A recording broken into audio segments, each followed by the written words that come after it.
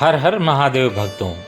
आज मैं जो दृष्टांत लाया हूँ वो भगवान शिव के डमरू से संबंधित है और जो आज की पीढ़ी के लिए भी पूरी तरह प्रासंगिक है।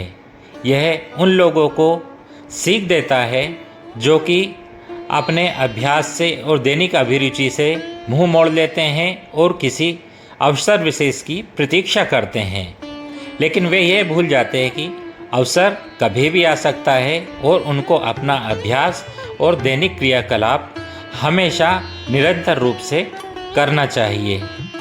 तो एक इसी प्रसंग को लेकर हम चलते हैं हमारे एक प्रेरक प्रसंग, एक दृष्टांत की ओर, जो कि भगवान शिव से संबंधित है और आज के कलयुग में भी पूरी तरह से सार्थक है और सभी को ये प्रेरणा देता है कि चाहे कुछ भी हो जाए, अवसर आए या ना आए, लेकिन हमको कभी भी अपना अभ्यास, अपनी कार्यविधि नहीं छोड़नी है। तो एक बार की बात है, देवताओं के राजा इंद्र ने कृषकों से किसी कारण से नाराज होकर 12 वर्षों तक बारिश न करने का निर्णय लेकर किसानों से कहा, अब आप लोग 12 वर्षों तक फसल नहीं ले सकेंगे। सारे कृषकों ने चिंतातुर होकर एक साथ इंद्रदेव से वर्षा करवाने की प्रार्थना की।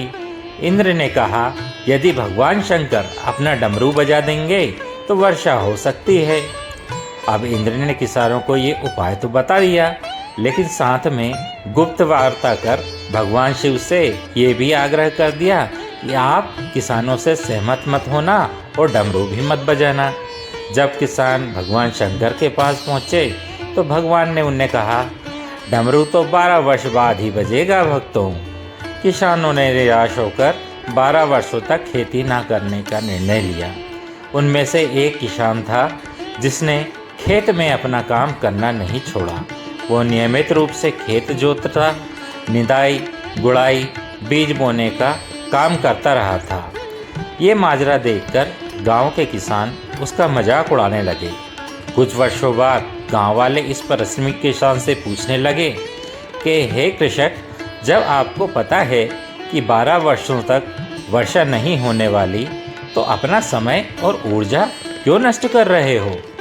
उस किसान ने उत्तर दिया, मैं भी जानता हूँ कि 12 वर्ष फसल नहीं आने वाली, लेकिन मैं ये काम अपने अभ्यास के लिए कर रहा हूँ, क्योंकि 12 साल कुछ ना करके तो मैं खेती किसानी का काम भूल जाऊँगा।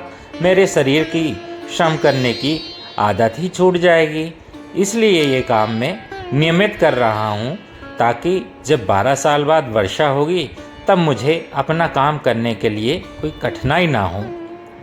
ये तार्किक चर्चा माता पार्वती भी बड़े कौतूहल के साथ सुन रही थी।